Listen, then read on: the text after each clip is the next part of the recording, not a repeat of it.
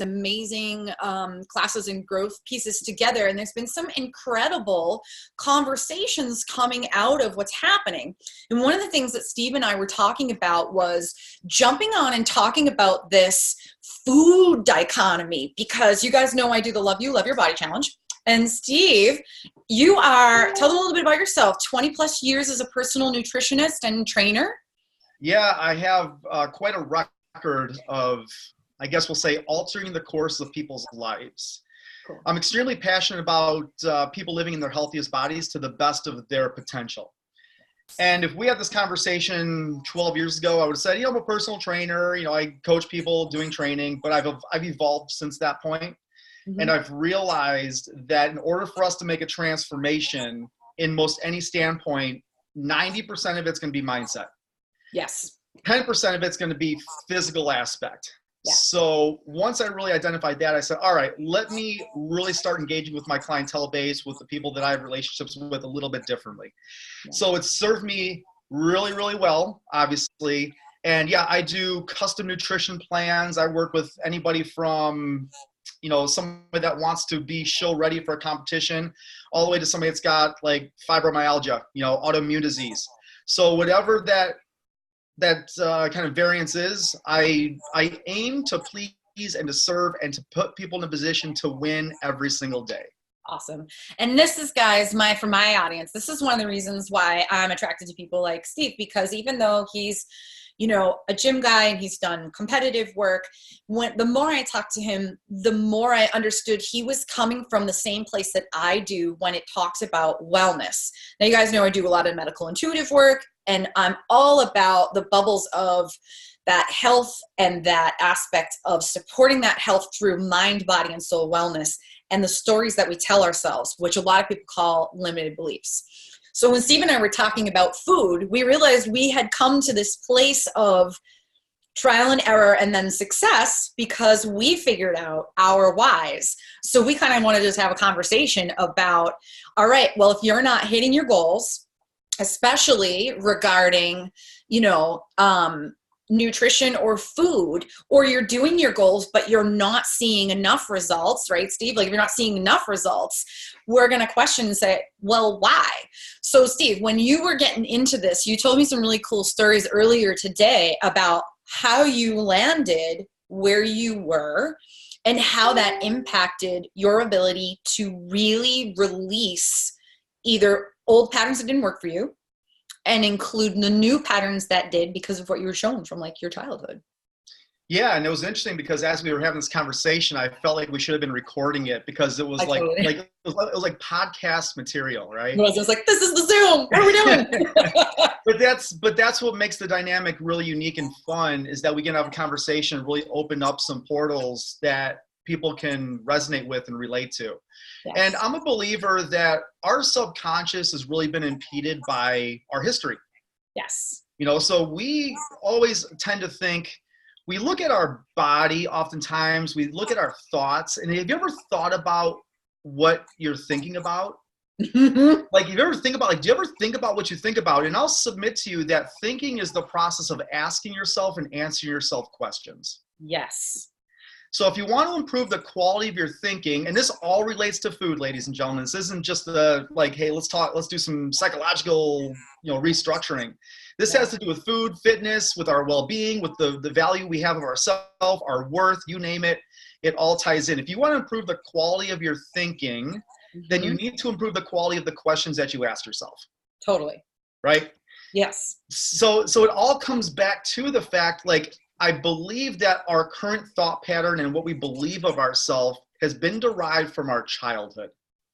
Because we most often, we come from a place where fitness, nutrition, it's not that important. It's one of those where, you don't have to eat healthy. There wasn't a lot of benefit back then. I mean, I'm 42 years young now. My dad was an advocate of fitness. Okay, so he worked out all the time. I'm talking since I was born. My mom, on the other hand, never exercised ever. So I had a choice of what I chose to believe in, the stories I wanted to tell myself early on. I saw how engaged my dad was, how happy it made him. He wasn't trying to provoke me to do it. I just said, you know what? I want more vitality. I want more energy in my life. Mm-hmm. So I started that on an early age. I could have easily gone down the path. My mom smoked her entire life, right? Smoking and not taking care of herself, eating whatever she wanted. She paid the price for it, you know, and she's done great since. However, I don't want to digress on this. I want to stay focused on the fact that our attitudes are really developed from our environment.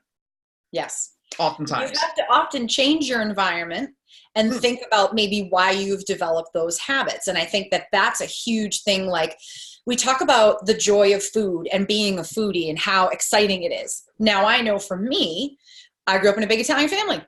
Okay. Good cooks on either side. Everything was feed yourself, feed yourself. Now, I think it's important to have joy with food. It's about celebration with an Italian family. But later on, and this is why I wanted to have this deeper talk, I developed, and I didn't know why, and I didn't realize I was doing it on that subconscious level that you talked about, emotional eating. Uh-huh. This is what happens when we do self-work, ladies and gentlemen who are following this conversation. You have a discussion with your body. And as a theta healer, I would have to sit down in what we call digging. It's a questionable process where you're talking about ask the questions, ask yourself better questions. Yeah, right. Okay. I had to say, oh my God, I'm not even hungry right now. Why am I eating?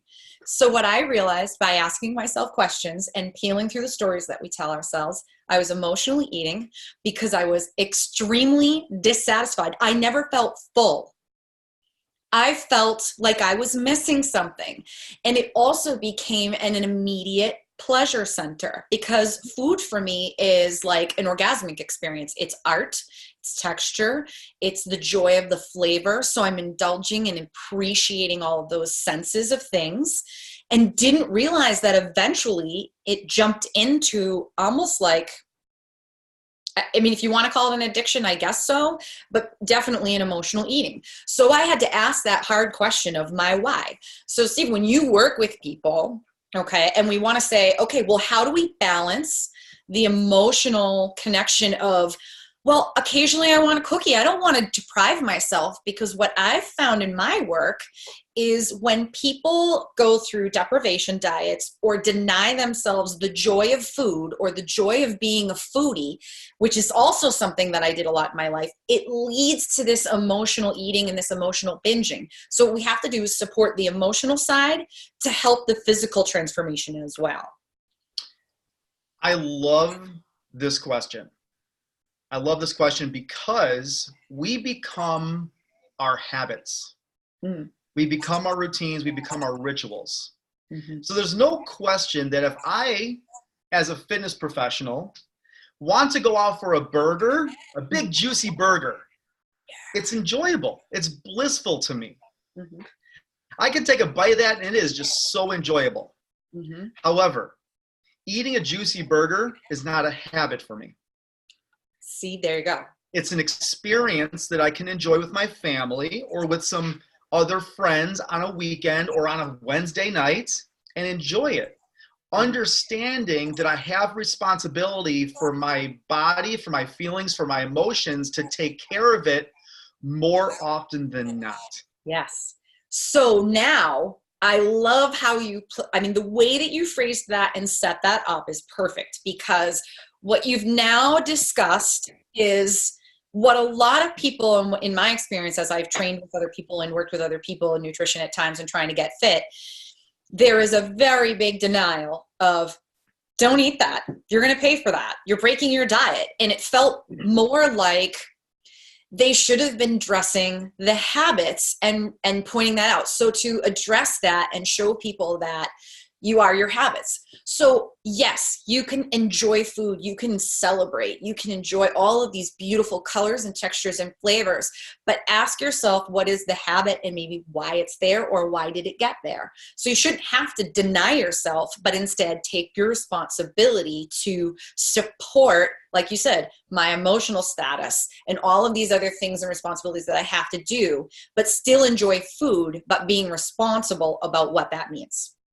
Yeah, and everybody's why could be different. Yeah, and everybody's situation is so unique. Very unique. So for us to come on here and try to answer and solve people's solutions, like, it's just not going to happen. As a matter of fact, I want to be on this platform so that we can raise more questions. We can raise more topics. We can talk about things that are going to matter to the people here that care. Yes. And here's what I've discovered is that the folks that are in the emotional eating state, yes, they feel they're a victim of their circumstances. Very often. And that is a belief that I would work on with Theta. So if someone came to me and said, I'm an emotional eater, we would go through that question place and I would test them for beliefs. And if it came up that, okay, I'm a victim of my circumstance, I would say, okay, we need to give you Creator's definition of victimhood and show you the true perception and the false perception of that level, and to teach and show you what it feels like to live without being a victim or being subject to victimhood. Can we clear that for you now? And then I would ask for their permission, and then I would send that energy over and do that. So that's me supporting the emotional blockage for someone who might be overeating or emotional eating to help anchor their fitness goals. Love it. Absolutely. I mean, you nailed it. And just the way that you get so passionate about it, it just means that, like, you want to release, like, your intention and purpose is just so great that, again, I've said this before, I'm going to say it here live in this group. Like, how do you not root for Kaile to win? Like, she wants to help you. She wants to take you to that next level. Oh my God, I love you. And you have that it factor. So and that's why you're here too, because I love your availability as a nutritionist and as a coach to be like, yeah, I work out all the time and I had a great meal and tonight I'm going to have an ice cream, because guess what, motherfuckers? That's living. It's called life. It's called being responsible for your joy. So being a joyful foodie is enjoying the things that we put into our body, enjoying the things that we get to have sensation with, but not making a habit or habitual rituals into things that counterproductive to our progress. Bam! How about that? No, I want to talk about something because it's bringing up a brief conversation I had in one of my private groups, the Fitastic group. And somebody had posted, and perhaps you saw it because you're part of the group, and she said, hey, what would you do in this situation? I'm doing really well in my nutrition journey, and I've been surrounded by all these sweets that are at work, and there's brownies and cakes and pies and things for the holiday. You know, what would you do? Because I'm such a sweet tooth. What would you do?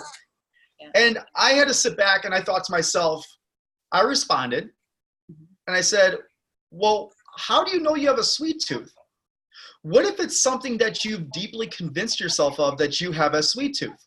Again, limited belief or some sort of blockage that doesn't have to do with or the other. Like, you've just labeled yourself with public recognition that, hey, everybody, what do I do? I'm a sweet tooth. What do I do?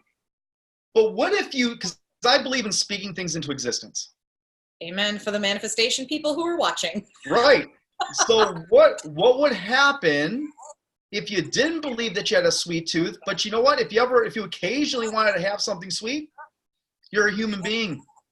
Enjoy it. Yeah. Right? Yeah. So and I often have people write this down because I think it's really impactful. It's just a simple statement. It's, we get out of life what we're deeply convinced of. Yeah. And so if you're deeply convinced of XYZ, guess what? You're speaking that into whatever you are, XYZ. Yep. So it's really, really intriguing. And, people are in a place now where they're desperately trying to change. And it's not a coincidence that's the new year. It's just the fact that people desperately want to change, but they've been through so much repetition in their past.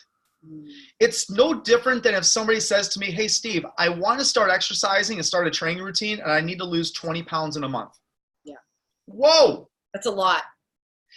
How long did it take you to put on the 20 pounds? Right? Yeah. We understand that it's an instant gratification society. It's a microwave society. We want it today, if not yesterday. Yeah, for sure. Just like the beliefs you've built up, allow it to slowly unravel. Allow there to be some self-identification or some self-discovery in the process. Allow folks like you to be the greatest support system that's out there, so that you can hold them accountable to what they really desire out of life. Now, I didn't say deserve. I said desire because you deserve everything you get. What you desire is far removed from what you deserve because the deserving of it requires effort and work. Agreed. Right? I'll tell you, anything that I have ever done in my life took effort. And it took a level of being willing to push through a little bit of discomfort. And even in the world that I'm in, there's a lot of us, and I feel a lot of this way, and like, screw anything that doesn't make me happy. Like, I'm not doing it. Because we usually live in a level of rat race. We live in a level of not enough joy. We live, so that's the verbiage at this point of saying, like, you know what? If it ain't going to be happy for me, I ain't doing it. But at the same time, there is a level of discomfort that you have to be willing to put through. I didn't get to where I was because I sat and I waited. I got to where I am because I busted my balls.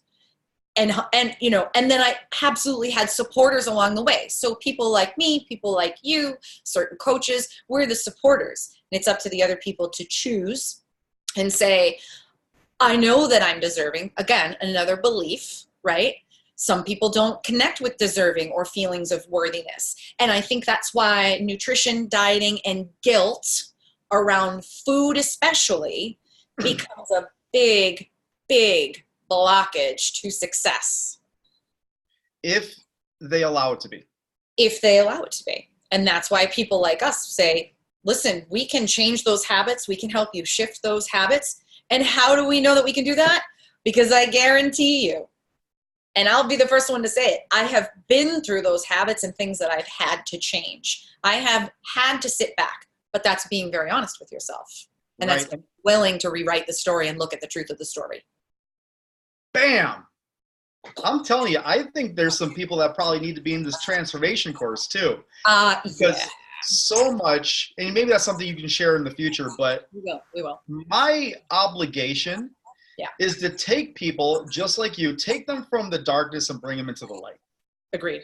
Create sustainable habits. Understand it's not going to happen overnight. Yeah. These are insidious habits that we're acquiring, just like they've been insidious habits that we've obtained. Yes. So as it may have taken you 30 years from when these habits were first instilled in your childhood to finally be identified, and you're like, oh, no wonder that I enjoy salty food, because my mom always made that salty soup that she made like 5 nights per week. And it's just been part of the process. Yeah. Your past doesn't equal your future. It does not. There's 86,400 seconds in a day. At any one of those seconds, you can instantly make a decision and make a real decision. How do you know you've made a real decision? Because you took immediate action. That's right, because you've taken immediate action on it. You don't wait for tomorrow. You don't wait for Monday. You take an immediate action. And there's something that I call no man's land. Have you heard me say this before? I have. I love it, but please. So many of us, and it's okay. It's okay to be in no man's land. We want you to identify that it's not a great place to be, because no man's land is where you're not happy, but you're not unhappy enough to do anything about it. Yep. I did a video directly on that regarding a client who sat with me, and that whole story was, I'm stuck in my job, but I'm not unhappy. And I went, so you're not unhappy. And basically I kind of gave her that. I was like, so you want to change, but you're comfortable where you're at. I was like, so you're not unhappy enough? I was like, huh? So I pushed her with that. So I totally get where you're coming. And that's why I wanted you to come on with me and do this for both of our groups, because you speak from a place energetically, even though what you do is generally seen as gym rat, working out, like all of this stuff, with words like accountability, which generally denote to a lot of energetic people as you're in trouble. Or if you don't do that, like, it's almost like language is really important in the world that we live in over here. In the psychic. Agreed, yeah. Because sometimes there are connotations and perceptions of those things that denote penalization or shame or guilt. And you don't come from any of those places, which is why I love the way that you approach what you approach. So you got to have it. So guys, if you guys have any questions for us, I know we're up against the time, but I want Steve to be able to give you a little bit more if he's got some stuff, because I know he does. What? But if you have questions, because we're doing this on Zoom tonight, I can't see your questions coming up. I can't see your comments coming up, but hashtag replay if you're watching on the replay. And Steve is part of our groups, so we can go back and answer any questions. We want this to be a conversation that will either bring more modules, yes, bring classes for you, bring things in where we can teach you. And so please write your suggestions, fill out that feed, and this video will be shareable. So Steve, what else, anything else that you would like to talk about before we get ready to finish up? Because I know we were talking about maybe doing 15 to 20 minutes and we're at about the 20-minute mark. Let me just end with this because you said the word shame. Okay. And let me say this, and I want to end this here because shame does have a negative connotation. Yeah, it will. And there's absolutely no shame in changing a situation or circumstance that you're not happy with or that you're not satisfied with. Right. The shame would be staying in it. Right. So give yourself a break. Yeah. Understand you're human. Understand that there are people out there that want to truly and genuinely help you. And you're doing it for yourself, but you don't have to do it by yourself. Amen. For sure. So if people want to find me, I'll be in this group, of course, but if they feel like it's not like the platform, they can just message me. If they want to know more like about me, Instagram's a pretty great place. I know it's like Facebook and Instagram, they own each other, so I'm sure they probably won't mind you hopping over there. Feel Fitastic is my handle. Yep. So like when people ask me if I have a business card, I say just follow me on Instagram. You'll find everything out about me on Instagram. It's like right. It's fine. I enjoy doing video. I enjoy answering questions. I enjoy engaging. Whatever I can do to best serve. And again, that's what I really appreciate about the synergy that we have. It's like, you kind of like get the goosebumps about it. It's like, this is just like a cool thing. And by the way, this is how we met. Oh yeah. I actually haven't been telling my groups about that yet because I was being super selfish about it. oh, geez. That's okay. Because the bag now. It was about to be announced in 2020. I will edit that part out. No, it's okay. It's recorded and live. It's all good. But yeah, Steve and I met because I'm choosing to take my theta healing and a lot of the work that I do in the direction of coaching, because I had started kind of coaching in a weird way, cool way, and was introduced to Peter. And Peter and I recognized that I was teaching the things that Peter had written the book about, but didn't have names for it. So I was like, okay. Yeah. So you guys will see more of Steve and I. You'll begin to see things from me about active choices, which is fantastic. And, Peter, Steve, for your people too, if they want to find me, I do moonlight under Phoenix Lightworks. You can find me on my personal page. Like I'm not all, I'm careful, but I'm not. Right. So you all have the availability. I'm here for you. If you want to have a discussion and you want to talk, you and I both work remotely. That's one of the things I would love for my group to know is both of us work remotely. Yep. We can help you and coach you. And healing psychic things and nutrition and all of that, even this way. There are more options out there than feeling like you have to be a slave to someone in person. We'll make it work for you. Well, let me say it's an absolute honor and pleasure to be here and to share just a great conversation. And I know there's going to be more to come. And I'm looking forward to seeing what we can do to best serve people based on the content that's going to be suggested. Awesome. Steve, you're the man. Oh, well, you know what? I'm following your coattails. That's what we're doing. We both have cool coattails side by side, brother. That's right. Right. All right. So I will end this live, and I appreciate you, Kaile. I really do. I appreciate you. All right. Let's go. Let's go and make it a day worth repeating. Yeah. Talk to you later. See ya.